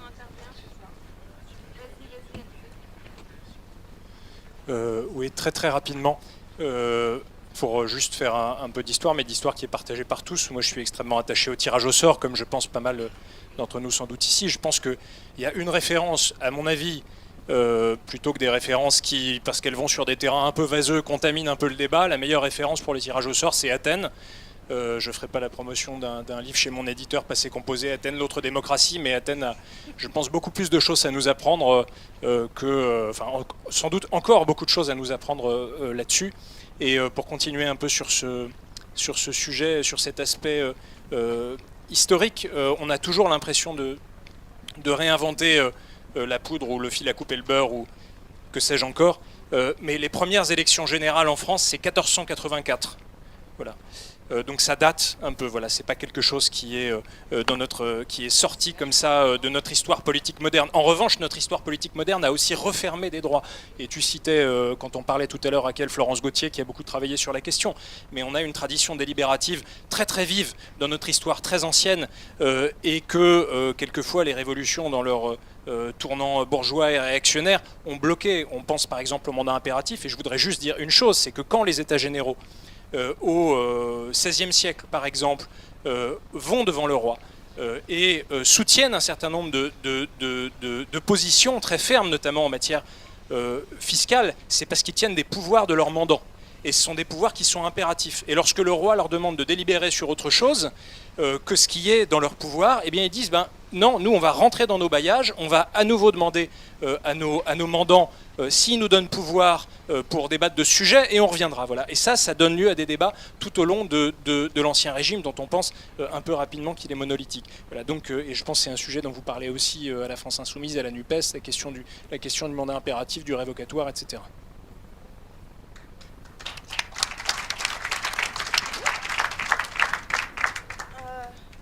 Oui, je vais essayer de répondre d'abord aux premières questions, qui était une question qui a été posée, qui était très précise sur les médias, la réglementation des médias dans les discussions actuellement. Donc le Chili, donc la constituante a terminé ses travaux le 4 juillet, et donc dès le lendemain s'ouvrait la campagne de défense ou d'opposition à la proposition de nouvelle constitution, pour qu'elle se termine là le 4 septembre. Alors les Chiliens sont toujours un peuple, ça c'est important de bien le comprendre aussi, et c'est formellement très légaliste, c'est-à-dire qu'on est toujours très attaché à bien mettre les règles, adopter les règles, pas forcément toujours les respecter, mais les adopter tout du moins, c'est très important. Et donc on a une réglementation qui est en apparence très clair et très équitable du temps de parole et du partage des médias. Donc quand on veut suivre les débats sur la constituante au Chili, voilà, on a les petits chronomètres qu'on connaît bien à la présidentielle française, la répartition des échanges, etc. Donc du point de vue extérieur, si on veut juste regarder ça d'un coup d'œil, on se dit que la réglementation a été bien faite, mais après c'est aussi caché beaucoup de choses par ailleurs, c'est-à-dire qui est la maîtrise des médias, qui sont celles et ceux qui posent les questions, et toujours c'est le même problème, moi vu de l'extérieur, c'est souvent aussi même la formation des journalistes, de la manière dont ils posent les questions et les biais d'approche des questions qui restent problématiques. Donc voilà, je ne sais pas si je réponds entièrement à votre question, mais en tout cas, du point de vue juridique, en tant que juriste, je vais vous dire oui, il y a une réglementation en matière des médias, du temps de parole, mais par derrière se cachent beaucoup de choses. Et ensuite, après sur élection, tirage au sort, moi j'arrive pas encore à me faire un avis extrêmement tranché, mais en tout cas quand je prends l'expérience du Chili, ils ont essayé de faire un entre-deux à travers cette question des indépendants. C'est-à-dire qu'ils ont dit les 155 membres sont élus, ça c'était première, parce que c'était aussi, je vais peut-être pas insister, mais c'est la première assemblée constituante pour l'histoire du pays. On n'avait jamais, les constitutions qu'on avait eues au Chili n'avaient jamais été écrites par des membres élus, toujours écrites, imposées par des comités d'experts. Et donc c'était la première fois qu'on avait une assemblée constituante, donc on l'a fait intégralement élue, mais pour essayer de compenser les défauts de l'élection, c'est là où ils ont ouvert la vanne pour permettre des élections d'indépendants. Et c'est ça qui a, quelque part, permis de ne pas avoir un contrôle complet de l'Assemblée par des partis politiques, mais de permettre à des personnes de pouvoir plutôt se présenter au nom d'une classe sociale, d'un combat, d'un seul combat précis, et pas au nom d'une intégralité d'un parti politique. Voilà ce que je pouvais apporter dans les discussions, je pense, des questions que l'on...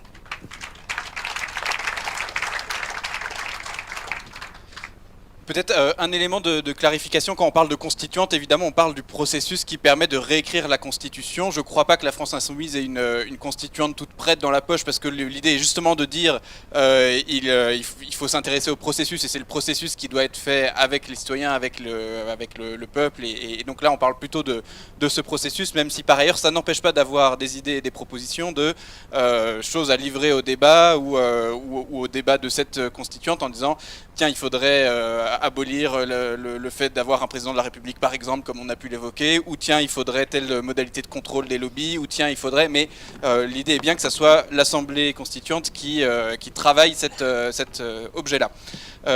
J'aimerais bien répondre sur... Peut-être je rebondis sur les médias, ça me semble essentiel. Si je prends l'exemple qu'on a vécu avec la Convention citoyenne pour le climat, vous en avez probablement entendu parler en tant qu'objet, c'est-à-dire les médias ont parlé de la Convention citoyenne en disant il y a cette Convention citoyenne. Par contre, vous n'avez probablement pas débattu, vous, grand public, en même temps que ce que le mini-public, les 650 citoyens tirés au sort, débattaient.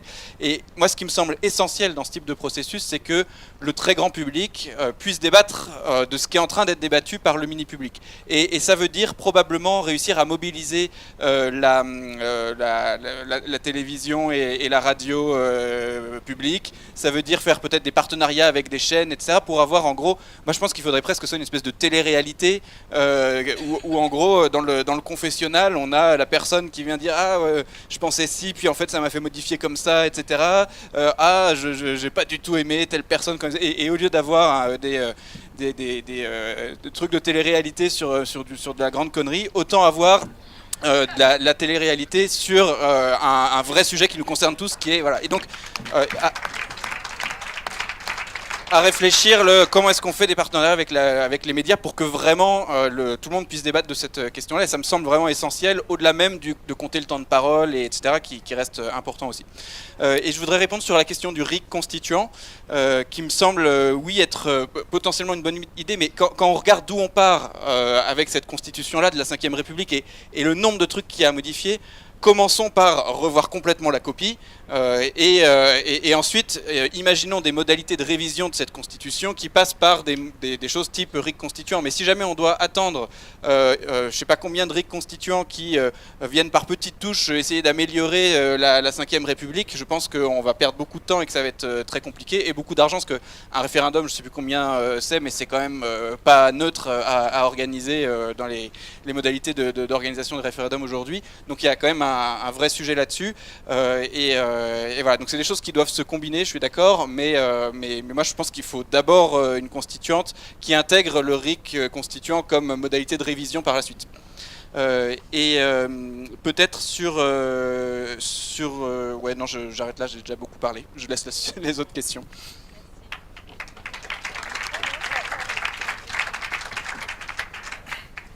Oui, je dis un mot sur, parce que la question est revenue un peu en filigrane dans plusieurs interventions sur l'élément déclencheur. Et je pense qu'effectivement, là, c'est une question de stratégie.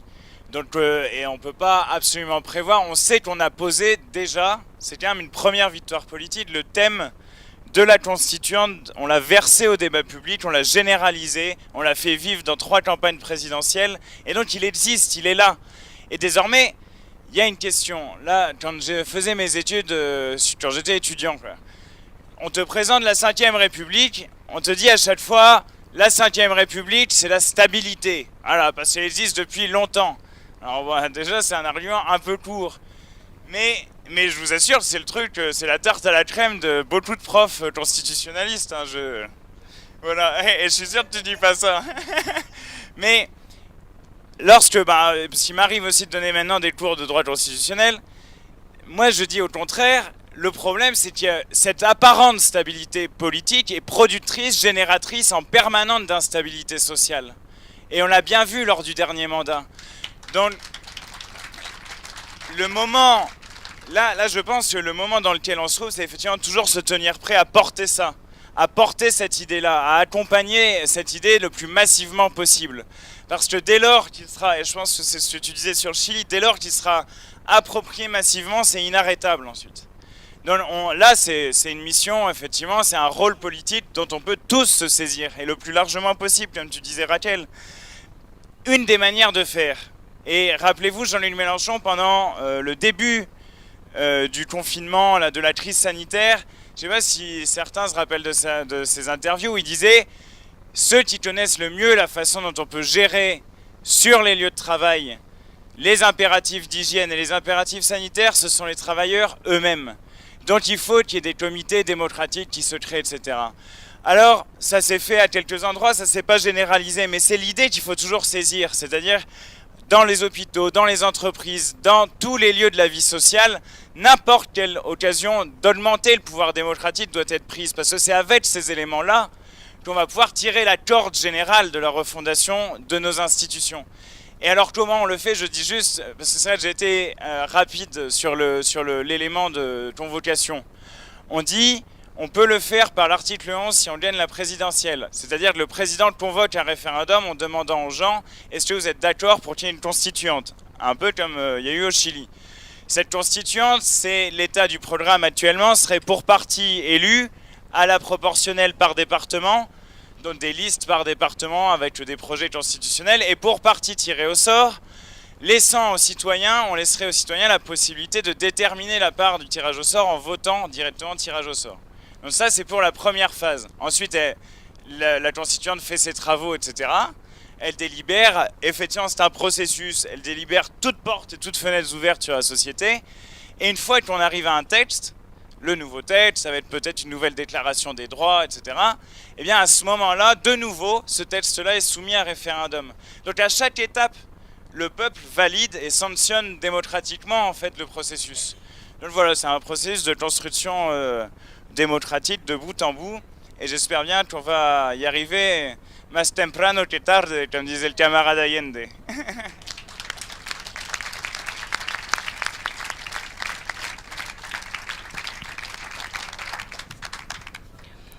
Merci de vos interventions. J'ai pu constater au cours de ces 3 dernières élections présidentielles, et à chaque fois ça va grandissant, à chaque fois que l'on met en délibération des sujets de nature institutionnelle, c'est-à-dire les questions de pouvoir populaire, on a toujours beaucoup d'interventions, les gens ont des opinions, et parfois peut-être même les personnes qui à l'entrée d'une réunion pensaient ne pas être légitimes à formuler une opinion, et bien finalement au cours de la discussion, très rapidement, en viennent à se sentir libres et autorisés à formuler une opinion sur des choses qui vont de savoir, la question de savoir est-ce que oui ou non il faut le droit de révoquer les élus en cours de mandat, est-ce que oui ou non il faut le vote obligatoire, est-ce que oui ou non il faut le droit de vote à partir de 16 ans, est-ce que oui ou non il faut le vote blanc et que le vote blanc ait une effectivité, c'est-à-dire que s'il y a trop de votes blancs, eh bien les personnes ne sont pas élues ou en tout cas tous les sièges ne sont pas pourvus. Est-ce qu'il faut, oui ou non, encore un président de la République?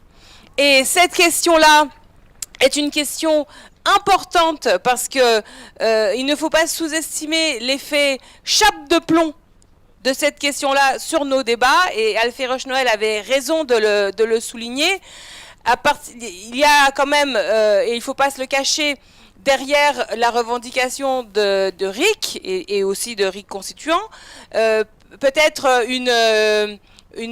comment dire, un loup, qui serait que peut-être que pour certaines personnes, le modèle idéal, ce serait celle d'un président emparé de toutes les vertus et avec la possibilité simplement pour nous les Français de pouvoir directement, sans passer par les corps institués, un corps intermédiaire, et notamment par le Parlement, de pouvoir édicter des portions de normes en exerçant de façon très limitée et très circonscrite une partie de notre souveraineté.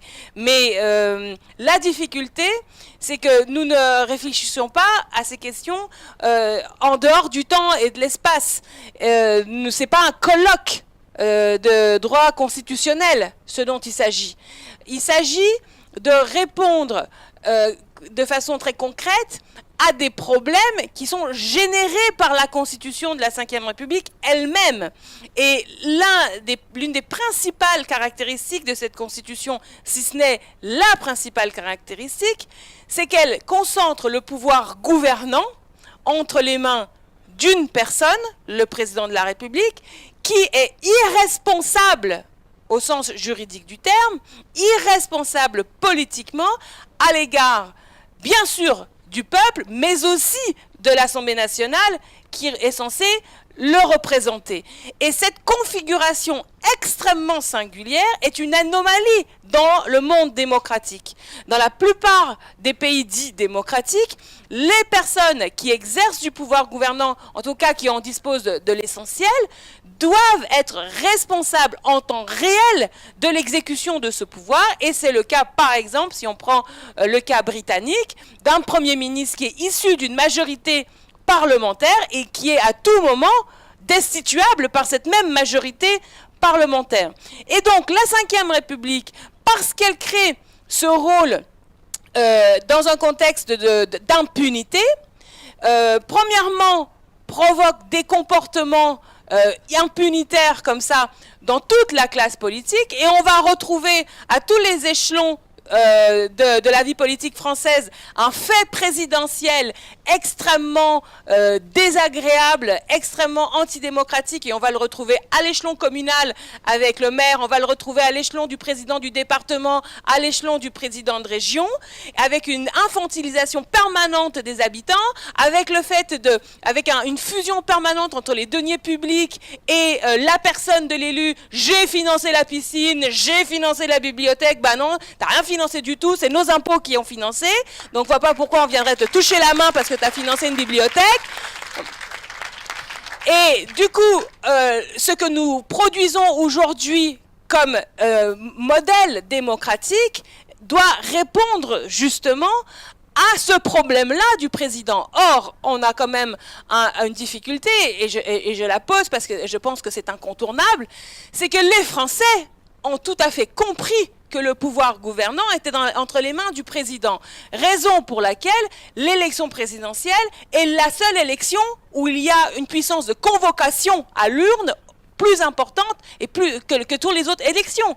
Parce qu'on va voter là où ça sert à quelque chose. Les Français ont cette prescience que c'est là que se situe le pouvoir.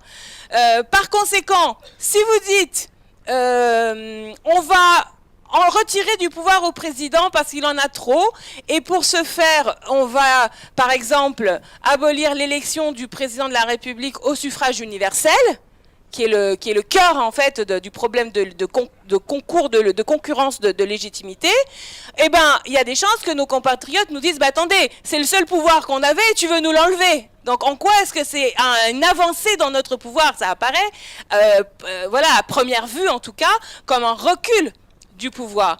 Donc la 6e République, parce qu'elle est immédiatement consécutive à la 5e République, à mon avis, ne peut pas se donner le luxe de maintenir la fonction présidentielle.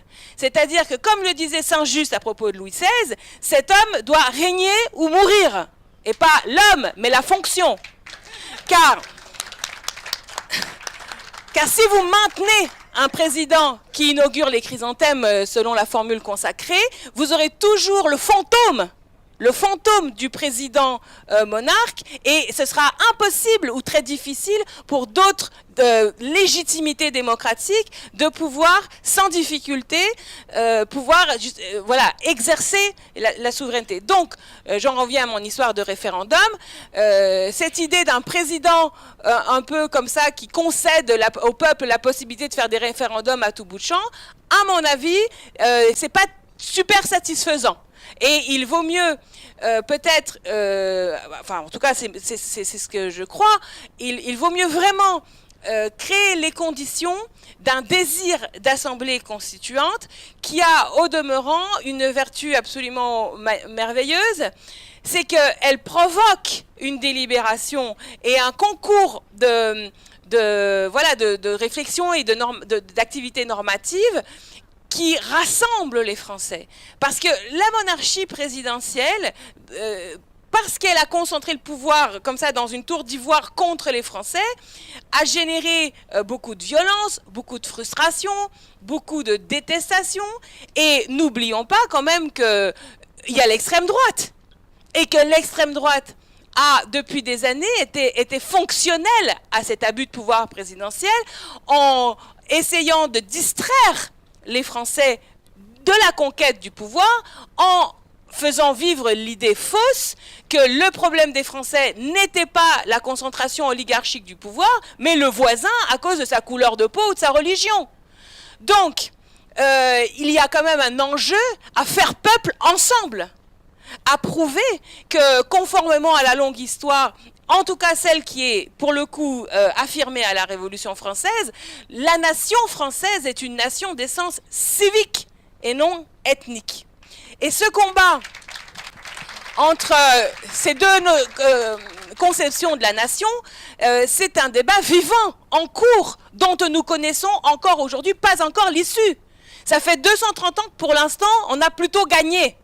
Hein, sauf les soubresauts, la Restauration, l'Empire, je passe la chouannerie et la guerre civile, bien entendu, Pétain, l'extrême droite aujourd'hui. À chaque fois, on y est arrivé. Ce courant anti-révolutionnaire, anti-lumière, anti-républicain, anti-parlementaire, il existe depuis le début de la République. Mais le combat n'est pas fini. Le débat n'est pas clos, il n'y a qu'à voir la progression du Front National aux élections législatives, il n'y a qu'à voir la façon absolument irresponsable avec laquelle les macronistes jouent sur l'extrême droite pour nous contrer sur un discours profondément anti-parlementaire. Quand ils disent que nous sommes sales et débraillés, c'est pas qu'on est sale et débraillé, parce que la vérité c'est qu'on ne l'est pas. C'est qu'ils considèrent que fondamentalement, ce Parlement, il nuit parce qu'il fait du bruit, que quand le Parlement parlemente, il gêne.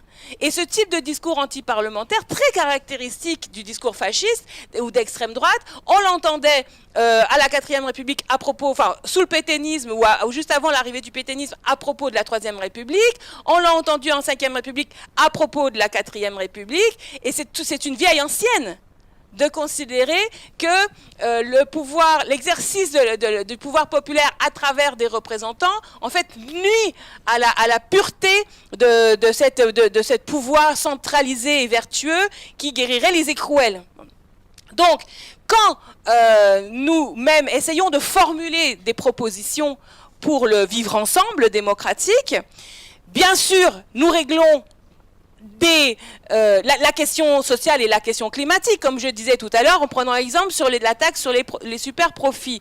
Mais nous réglons aussi la question du risque de guerre civile qui est alimenté, n'ayons aucune naïveté sur ce point, et on l'a vu avec la campagne notamment d'Éric Zemmour, qui est alimenté dans ce pays, avec, y compris, vous le savez, il y a aujourd'hui 2 ou 3 000 personnes en armes qui s'entraînent dans les forêts, qui se rencontrent dans les meetings de Zemmour, qui sont des survivalistes, des accélérationnistes, qui sont un des dangers identifiés par les renseignements français sur les nouvelles menaces criminelles.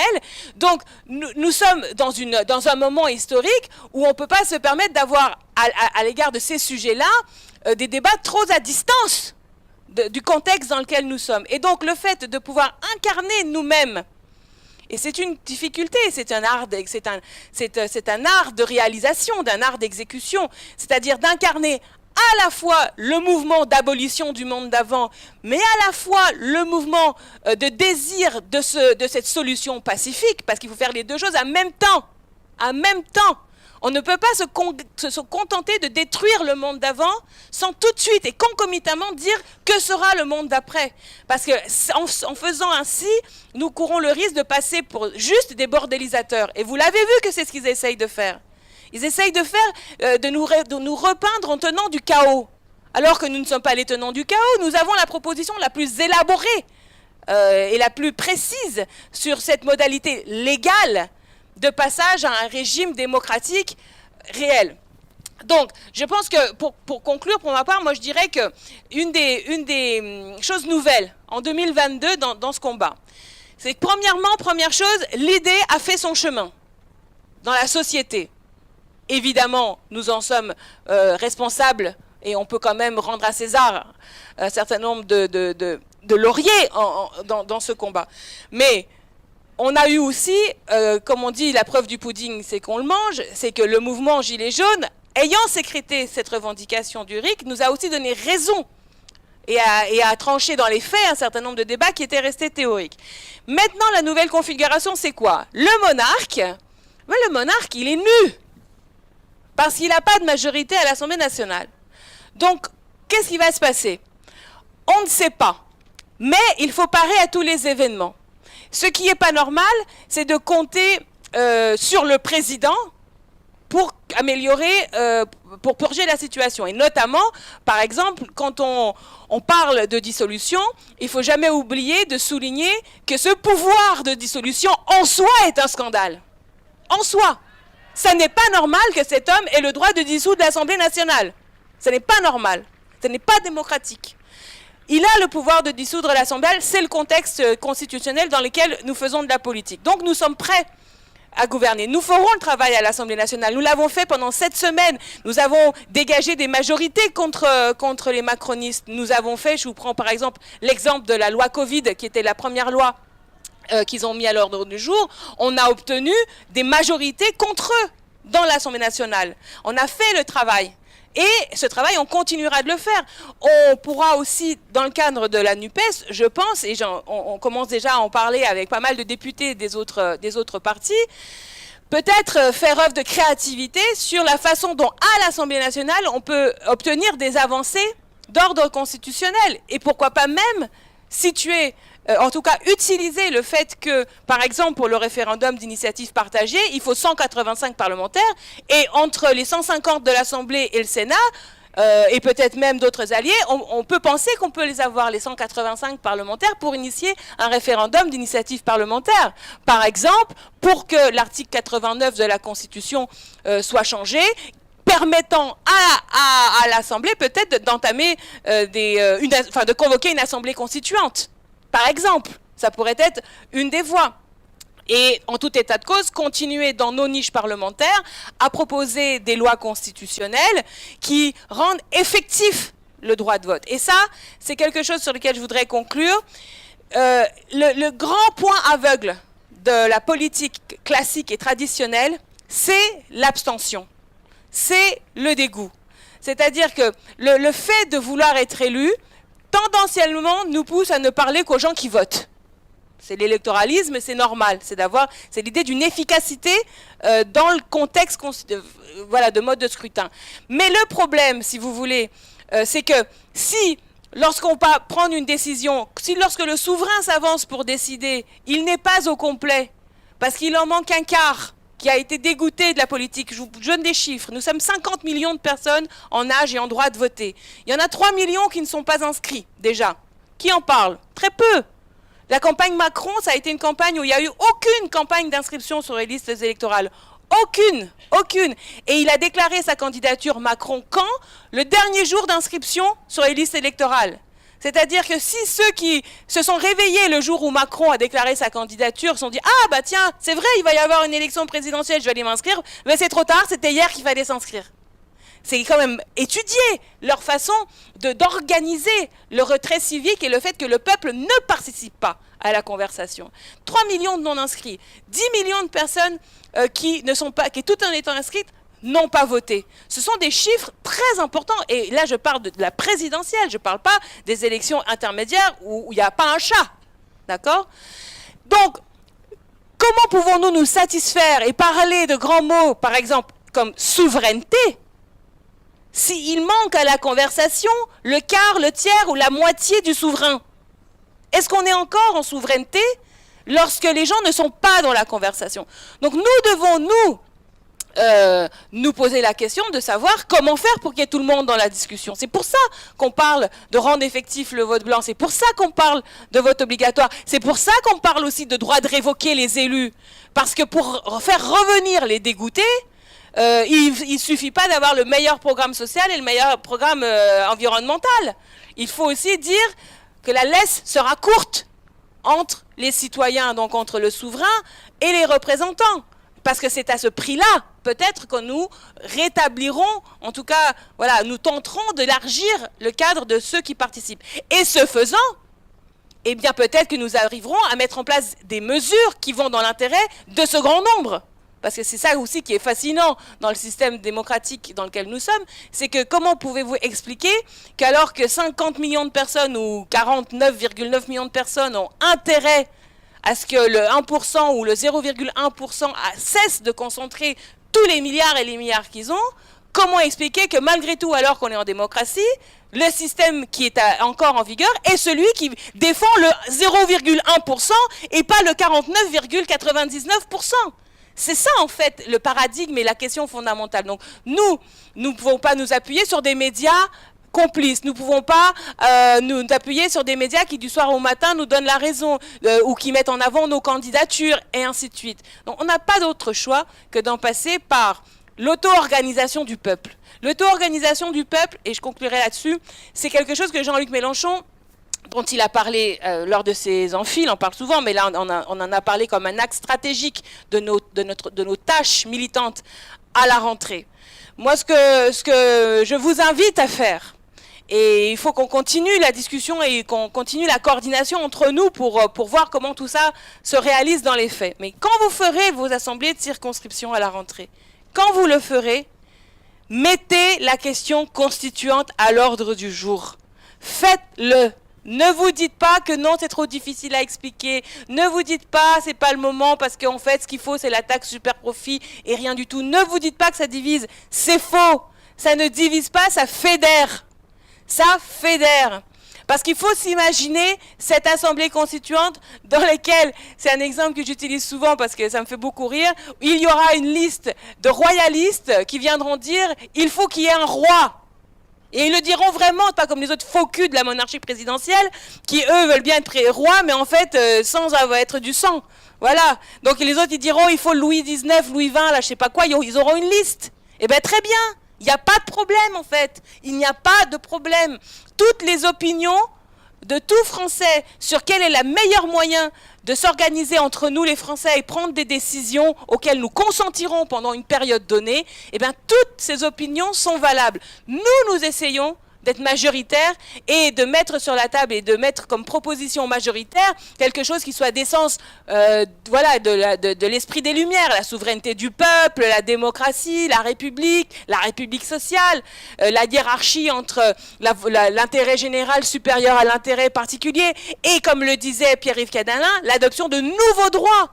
Parce que nous ne sommes pas qu'en défense, nous sommes en conquête. Nous devons obtenir la constitutionnalisation de l'IVG, on l'a dit, la constitutionnalisation de l'accès au web, ou à l'internet, au numérique. Il y a des nouveaux droits à conquérir. Il y a une nouvelle déclaration de droits qu'on doit se faire entre Français, et je dis entre Français parce qu'une déclaration de droit entre Français, c'est comme une déclaration d'amour. C'est comme une déclaration d'amour patriotique. C'est-à-dire de dire, je suis pas d'accord avec toi parce que tu as voté Le Pen là 3 ou 4 fois, donc déjà tu penses qu'il y a un problème avec l'islam et la couleur de la peau des voisins, donc vraiment je pense que tu n'es pas d'accord, parce que ça va pas du tout et on n'est pas d'accord, mais je suis d'accord avec toi pour qu'on se dote d'un mécanisme de décision auquel toi et moi on va être d'accord pour justement se péter la gueule dans les urnes de façon périodique.